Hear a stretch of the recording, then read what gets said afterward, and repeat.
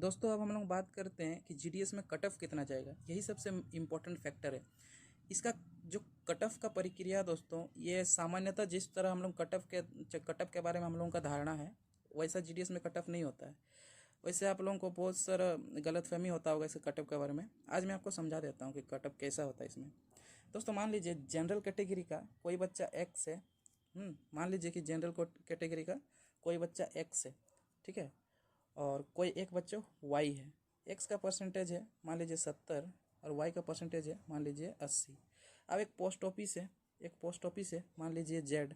इस post office पे दोनों बच्चा प्रेफरेंस डालता है, एक एक्स भी और वाई भी, ठीक है। तो इसमें ज़्यादा परसेंटेज किसका है? ऑब्वियसली हम लोगों का वाई का ज़्यादा परसेंटेज है, तो इसमें सिलेक्शन किसका होगा?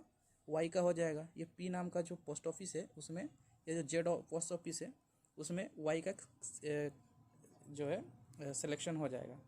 लेकिन दोस्तों तो क्या हम लोग इस आधार पे हम लोग कह देंगे कि जनरल कैटेगरी का जो कट ऑफ है वो 80% है? नहीं, वो तो किसी एक पर्टिकुलर जगह पे डिपेंड करता है कि कितना बच्चा वहाँ पे प्रेफरेंस डाला है और किसका मार्क्स कितना ज़्यादा है, ठीक है। तो इस तरह का से कट ऑफ होता है। आप लोग डरिए मत कि आपका परसेंटेज अगर कम है तो नहीं होगा। क्या पता आप जहाँ पर प्रेफरेंस डाले हैं वहाँ पर ज़्यादा बच्चे आपसे ज़्यादा परसेंटेज वाला डाला ही ना हो, ठीक है। तो डरने की कोई बात नहीं है।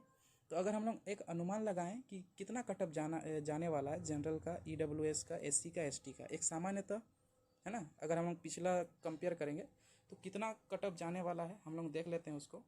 हालांकि 2018 से पहले या फिर कह लें 19 से पहले जितना भी जीडीएस का फॉर्म आया था उसमें 90% तक अगर किसी का होता था तो उसका सिलेक्शन होना पक्का था। लेकिन जब से कोरोना हुआ है उसके बाद से, कोरोना के बाद जो मैट्रिक लिखा बच्चा लोग, या जो कोरोना वाला अगर बात करें, जो कोरोना में जो मैट्रिक लिखा था वो बच्चा लोग परसेंटेज बहुत ज़्यादा हो गया है और लाखों में बच्चा एग्ज़ाम दिया है तो सबका परसेंटेज बहुत हाई हो गया है। अब हो क्या रहा है कि वो लोगों का सिलेक्शन हो जा रहा है, उससे पहले वाला लोग छूट जा रहा है, ठीक है। तो ये एक फैक्टर है। लेकिन हम लोग देख लेते हैं सामान्यतः कितना कट ऑफ जाने वाला है। तो अगर आप मान लीजिए अगर आप जनरल कैटेगरी में हैं तो लगभग आपका मार्क्स अगर 95% से ज़्यादा है, 95 से 100% के तक में अगर आपका परसेंटेज है तो आप समझ लीजिए कि आपका जो है सिलेक्शन होने की संभावना है।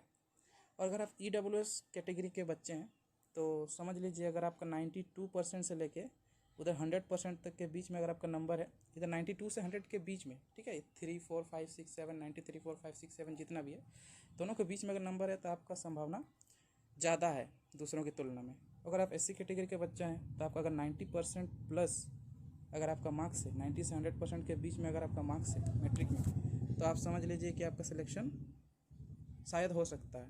इसमें हर चीज़ में शायद लगाना ज़रूरी है, क्योंकि अगर हम यहाँ पे हम बोल देंगे कि होगा ही फिर नहीं होगा, है ना। भविष्य तो हम देख नहीं पा रहे हैं, हम तो अनुमान से बोल रहे हैं, इसीलिए शायद लगाना ज़रूरी है। एससी कैटेगरी वाले बच्चे अगर आप लोगों का भी 85 से लेके अगर 95 के बीच में अगर परसेंटेज है या 100 ही कह लीजिए, इस बीच में नंबर है तो आप भी अपना सिलेक्शन देख सकते हैं।